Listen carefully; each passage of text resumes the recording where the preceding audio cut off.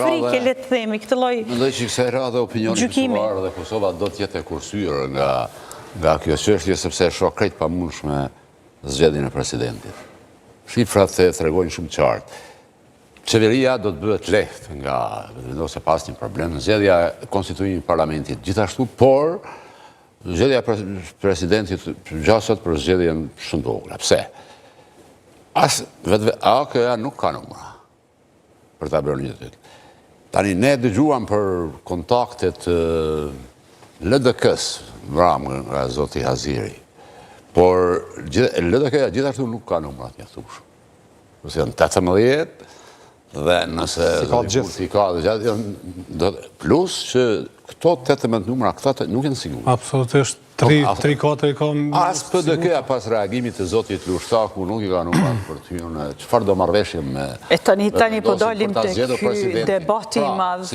Po dalim te ky debati i madh që hapi jetë liri, ky narracioni që po ndërtohet, pra po ndërtohet ky sentimenti politik që nuk e kanë, po na paralajmërojnë që nuk e kanë vërtet qëndrimin edhe bindje se duhet ulen me pjekuri, me vullnet për dalë nga kriza zgjidhjen.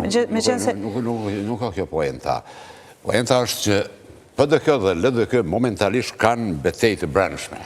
Ka qarje brenda LDK-s dhe PDK-s. Është e heshtur ajo qarje, por kur vjen momenti i votimit për presidentin, ajo do të shpërfaqet, ndoshta edhe më herët, ndoshta edhe më shpejt. Kështu e shihni ju deklarimin e Lushtakut? Ose mos gatishmërisë për dalur nga kriza, por është çështje e rrethanave objektive në LDK dhe PDK. Po mirë, kjo që thoni, Lushtaku nuk e prezanton sentimentin e brendshëm politik të partisë, pra ai flet me kokën e vet. Ai ket brenda dhe PDK-ja nuk ka mundësinë marrëveshje. Ai nuk ka as vot në kuvend përveç. Ai nuk ka, por ka djalit që i shkojnë pas, që janë të afërt me te.